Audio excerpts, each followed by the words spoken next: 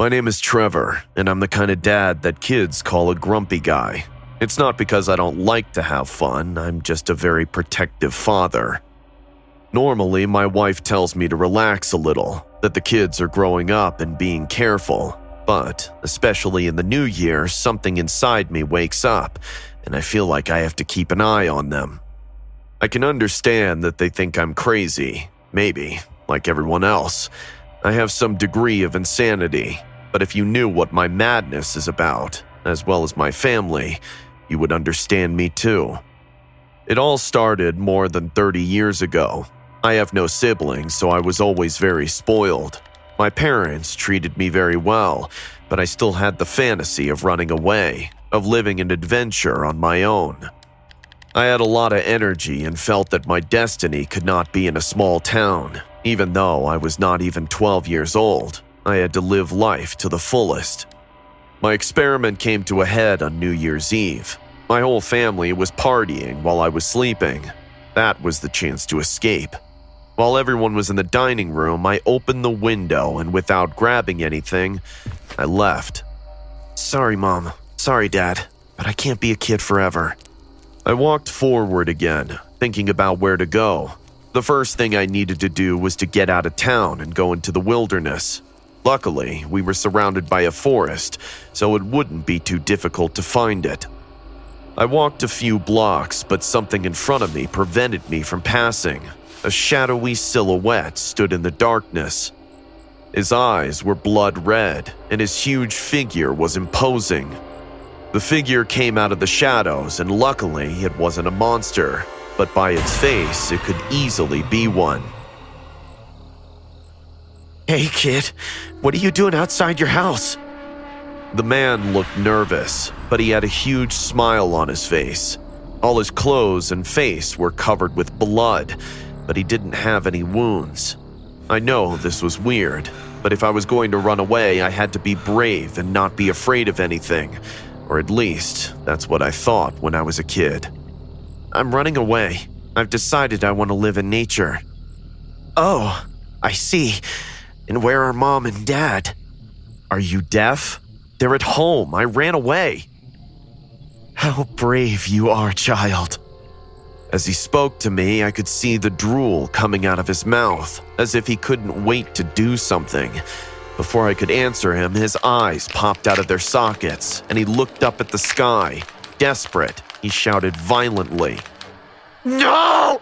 You won't take him away from me! You can't keep him! He's just a child, for God's sake! Sir, are you all right? I won't let you take him away! Don't you see how brave he is? Ah! I wasn't going to witness another second of whatever that was. I ran as fast as I could. I didn't know who that man was, but he was going to hurt me for sure. As I ran, I heard two voices behind me, but they both came from the same person. Run faster! Get him! This was not the same voice as before. His tone was much thicker and full of anger. All right, but promise me you won't hurt him. I want his eyes to be the first thing I see when the new year starts. I was still far away, but the man with two voices was catching up with me. There was no way I was going to make it home in time. I turned quickly to miss him and went in the direction of the park. It was only a few minutes before New Year's. If I could hide long enough, people would come out of their houses to celebrate, and this man would not be able to catch me. I climbed up the stairs to the slide and hid inside it without going down. After a few seconds, I heard his voice again, walking around the park. Boy, relax. You can come out now. The bad man promised me he wouldn't kill you. He's not hungry anymore. I covered my mouth. If I made the slightest sound, he would surely find me. You don't believe me, do you? Trust me, the bad man only eats human flesh before the new year, but he just ate. He's satisfied. He said I could stay with you if I promised to take care of you. Isn't that great? You are mine, little lamb. No, get away!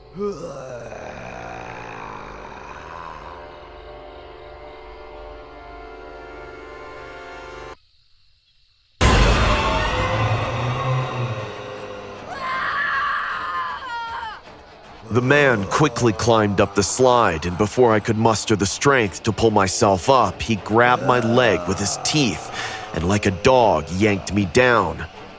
Already in front of me, he lunged towards my face, trembling. Suddenly, his expression changed again. "No! You promised me you wouldn't eat him! It's mine!" The man grabbed me with both arms and, lifting me up, started to run. I tried to bite him, scratch him, hit him, but nothing seemed to work. It was as if I was invulnerable to pain. After running a few blocks, he opened the trunk of his car with one hand. As I tried to throw myself into the trunk, I saw a family coming out of their house celebrating. It was already New Year's Eve. All the doors began to open, and the man started to get nervous. I had to take advantage of this opportunity. "Help! I'm being kidnapped!" My scream seemed to have scared the man, as he nervously let go of me as all the families turned to look at us. I had made it. I was escaping. Suddenly, my happiness was interrupted. It was the man again, grabbing me by the head with enormous force. "You scared Jeffrey, you damn brat!" With great force, he threw me into the back of the car and slammed it shut.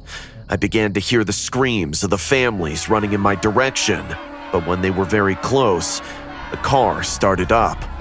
The screams were heard farther and farther away until they disappeared. After that, the only thing I remember is waking up in a cage in a basement. There was a smell of blood that made me sick. When the lights came on and my eyes adjusted, the scene I saw was a nightmare. There were dead bodies everywhere, blood was everywhere, and in front of me, my captor approached me. "Are you gonna kill me?" "No, how do you think I would do that? I've never killed anyone. Only the beast is the one who kills. But don't worry, you're my pet now. He won't do anything to you as long as you behave yourself. Now, eat a little. I have to go. I'll come down to play with you later." "No, stop! Don't go away!" Those were his last words. After that, the man left and I went back to the darkness. During the time I was there, I lived for almost 5 years in which I never left that basement. All I did was watch the man kill people at night with brutal force, tearing his victims apart with his bare hands. Women, children, old people, men. He made no distinctions. He just brought people in and killed them. During the day, his other personality would come down and play with me. He would throw papers at me, comb my hair, and tell me about his day. When I cried or didn't want to answer him, well, he would punish me. New Year's Eves were special. During the day, he would celebrate our birthday together by bringing me chocolate. He didn't need anything. He told me he wanted to save the beast's appetite for the night. When darkness came, he would bring a victim, as usual. Only that, in addition to killing it, he would devour it before the new year. The years continued to pass, until one day I heard loud gunshots from above, and a few minutes later, a bunch of men in lights were pointing at me. It was the police. I was saved. I was hospitalized for many days. I had several illnesses and malnutrition problems. My body took months to recover, but my brain hasn't healed quite yet. When I grew up, I was able to have my own family. Today, I'm better, but when I'm with my children, I never lose sight of them. Even though that man died the day the police found me, at the end of the year, I still see him in the window. He's not looking at me, but my children. I know I'm probably crazy and hallucinating, but I will never let him or any other beast put my loved ones through what I went through. Hey guys, I hope you're enjoying the video. If so, please leave a like. And also, a small percentage of people that watch my videos are actually subscribed. If you want to support this channel and make this channel reach the 1 million mark, please consider subscribing. It's free and you can change your mind later. Enjoy. My husband Miles loves New Year's. He goes overboard with the joy of celebrating the holidays. Every year we travel to our country house for a romantic beginning to the coming year. It's a big house, but last year, things didn't go as planned. Upon arriving, we took it straight to the bedroom and made love. Miles and I have been high school sweethearts, and we still can't get enough of each other. After quite a pleasurable hour, we both decided to cook dinner together. The snow had already covered our garden like a white blanket. I made hot chocolate, while Miles started the fireplace. We were laughing and joking when I saw a shadowy figure standing outside the back door. Seeing me stare at the back patio with a confused face, Miles asked, "What is it?" "I think there's someone outside." The patio light was off, so it was dark outside. I switched on the lights and went to check. To my surprise, there was no one. The tall hills facing our house stood silent. The snow and the pine woods were mute observers. God, it's so cold here. Let's go in. Maybe we should check the property. What? There's no one out here. We're in the middle of nowhere, Rhonda. You probably imagined it. Fine. Even though I came in, I still couldn't shake off the feeling of being watched by an unknown intruder. Miles was right, though. There's nothing but mountains and snowy woods surrounding our house. It would be difficult for any human being to survive in this cold without being seen. Miles cooked delicious steak for dinner. We had a good time and ate our tummies full. There was unfinished food on my plate, and both of us were too busy to clean the dishes that night. We left it all on the dinner table and went back upstairs to watch a movie and drink till the countdown. The time went well, and we eventually kissed each other, wishing a happy new year once the clock struck 12. Thinking of going snowboarding early in the morning, we decided to get some sleep. I don't exactly remember how I woke up, but once I did, I felt thirsty. I forgot to fill the jug in the bedroom, so I walked downstairs. As I came downstairs, my eyes suddenly noticed the dishes on the table. They were licked clean. I slowly scanned the house with tense eyes. I heard the basement door creak open behind me, followed by heavy footsteps. Someone was down there, and now walking towards me. The house was in complete darkness. The moonlight from the windows was my only source to see. I wanted to scream for my husband, but my voice died in my throat. The footsteps got closer each second, and my heartbeat got faster. Whoever it was had eaten our leftovers and decided to take shelter in the basement. But now he was coming out to reveal himself. I stood like a statue, eyes wide open, staring at the dark basement. The footsteps stopped, and then a hand hovered from the darkness and waved at me. Follow me. Thinking this is just a nightmare, I still didn't react. But then a face came out of the darkness, and I almost had a heart attack. It was a man wearing President Ronald Reagan's mask. Through eye holes, I could see blood-red, drunk eyes looking at me up and down. I finally screamed, "Miles!" And I turned around to run upstairs when the man came out from the basement.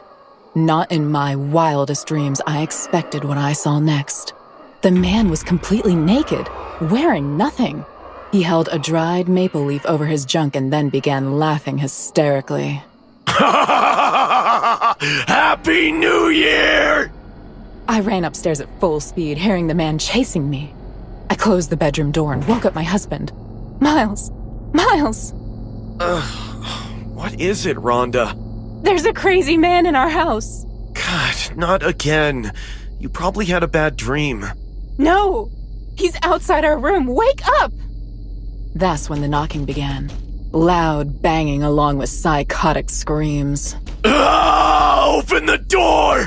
Open! Open now! I came to wish you a happy new year! You need to say it back! My husband woke up and realized I wasn't imagining things this time.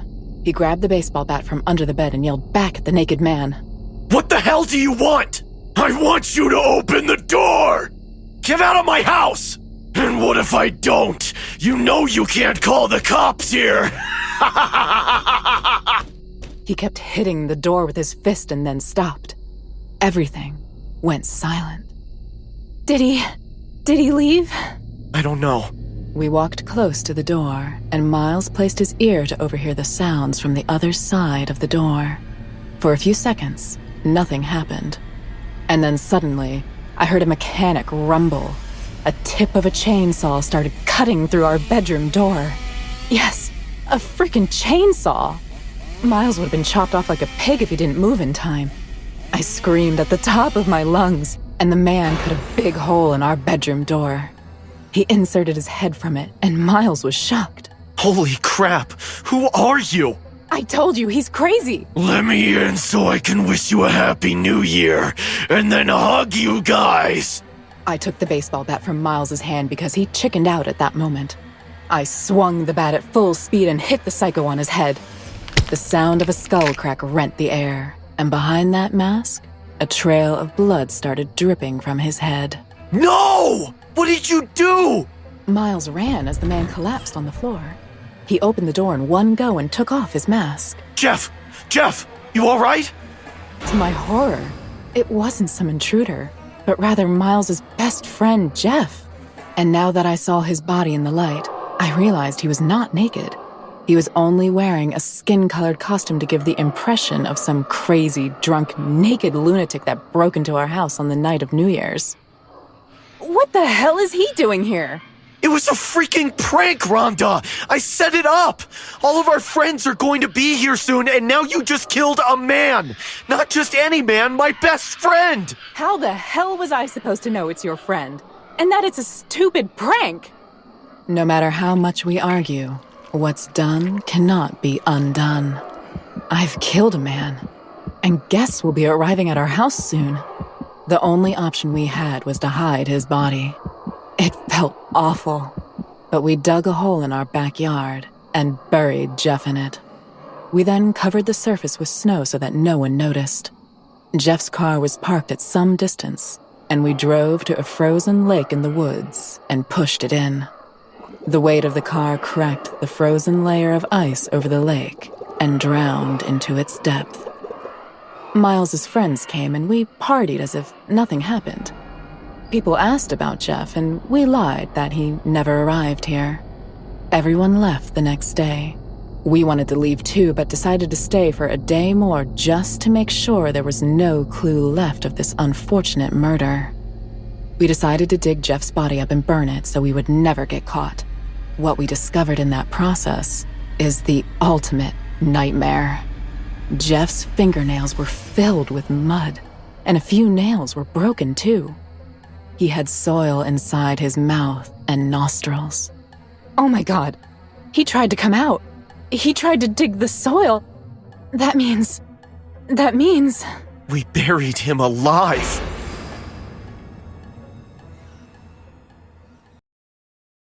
Parties are supposed to be fun, right? I used to really like them as I had a lot of fun. But being surrounded by a bunch of strangers is not a good idea. You never know what their plans may be. When I was in my 20s, I befriended two girls who were from rich and important families, Kelly and Nicole. I hadn't done it on purpose. I'm not that kind of person. We had just met and had fun together. Anyway, that Christmas, I had been with my family. So for New Year's Eve, I was planning to go to a party.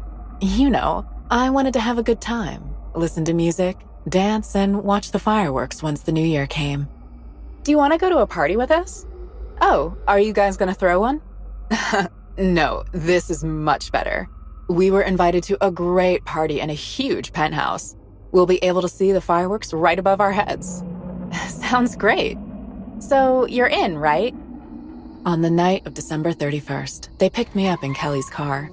We did a few things before we went to the party, so we got to the building much later than I would have liked. But it didn't bother me. Together, we got into the elevator. I didn't even need to look at the floor number, as I knew we had arrived the instant I heard the loud music. So, is there a list or something? What made you think it's exclusive, honey? I understood what Nicole was talking about the instant we entered the penthouse. It was truly huge, more than it might have seemed from the outside. so it didn't matter how many people showed up. But anyway, I was surprised that it wasn't exclusive. I mean, the party was perfect. The lights, the music, the minibar, the pool, and of course, the view. What are you waiting for, Sarah? Have fun. No need to tell me. I started to dance through the crowd until, at some point, someone tried to give me a drink. No thanks, I'll go get mine myself. As I approached the minibar, I noticed that my two friends were already there, drinking cocktails. Tired of dancing already? Not at all, just a little thirsty.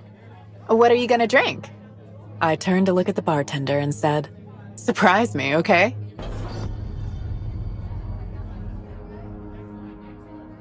I no longer remember what I drank on that occasion. I only know that I quickly returned to the dance floor. I felt as if I was under an incredible spell, but it soon broke. Oh my God, are you okay, Mark? I'm fine. It was just a push. It took me a moment to realize what had happened. I'm so sorry, sir. Be more careful. Are you sure you're okay? They were both extravagantly dressed, but I wasn't sure that was what set them apart from the others. Since you're here, could you help us? Mark must be taken to rest. Sure, with your permission, sir. I grabbed the wheelchair and walked with them into a long hallway that connected to a bunch of rooms.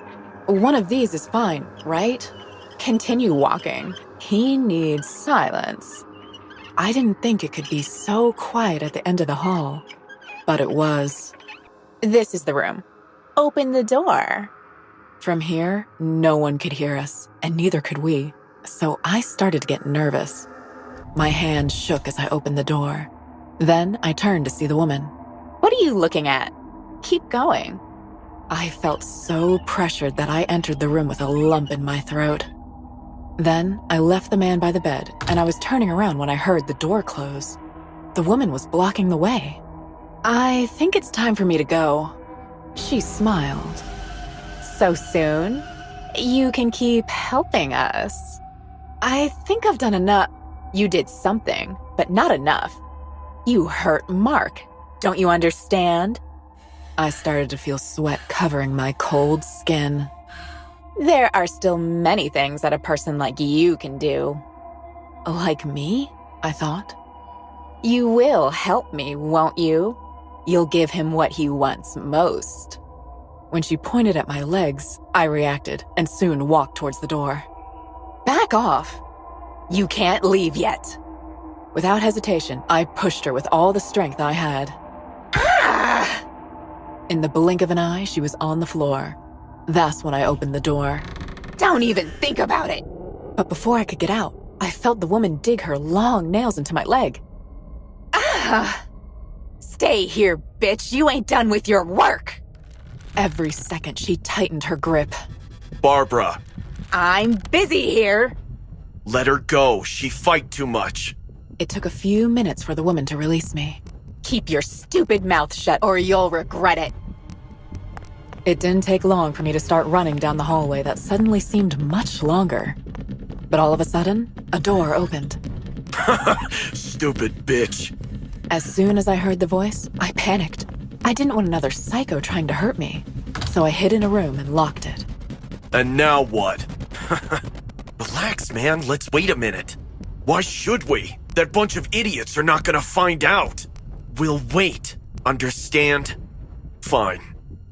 Did you see those girls in the pool? You know they're off limits. Once the voices had faded away, I waited a little longer and then walked out. I got back into the crowd as fast as I could and started looking for my friends. I had to pass between people. This time, everything felt different. Everyone was sweating and dancing weirdly. It really seemed like they were in the clouds. Finally, I found my friends lying on chairs in front of the pool. What's wrong with you? Did you drink too much? We have to go. There's something really wrong about this party. Don't be ridiculous. Everything's fine. You just drank too much. I'm serious. There are some psychos around here. They tried to hurt me. And there are some men who are planning something really bad. I think they even talked about you. We need to go. They just stared at me as their smiles slowly faded away. You didn't drink enough, did you? What? Didn't they tell you to keep your mouth shut? I don't understand you. They looked at each other. When Nicole nodded, Kelly got up. Couldn't you have had fun like the others? We invited all these stupid, poor, and desperate people so we can play as we please. I started backing away as she got closer to me. They are nothing more than useless puppets. But you know what the best of all is? That even if someone like you finds out what we're doing, there's nothing you can do. Any mouth can be silenced with money. I couldn't believe what I was hearing. Have fun, Sarah. Kelly pushed me, and suddenly I felt very cold.